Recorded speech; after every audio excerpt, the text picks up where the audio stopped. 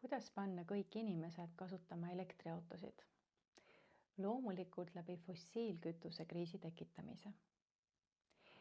Kuidas panna kõik inimesed kodanikupalgale ja süsteemist sõltuvaks? Loomulikult läbi maailma majanduse kokkukukutamise, läbi aktsiaturgude, läbi krüpto, läbi pensionifondide ja kõige kokkukukutamise, nii et umbes aasta pärast on suurem osa inimesi näljamängude ühiskonnas. Ja siis ulatab suur vend oma abistava käe. Öeldakse, et kui sa selle käe vastu võtad, siis mingit elu sul enam ei ole.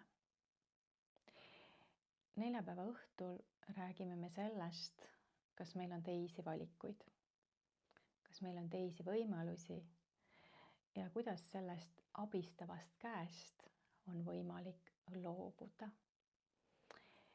Kell 19.00 neljapäeva õhtul teen uue veebiseminari Reaalsuste lahknemine, 3. osa ja kuidas siis eesolevatele muutustele seista vastu või seista sirge seljaga ja saada ise hakkama ning saada autonoomseks.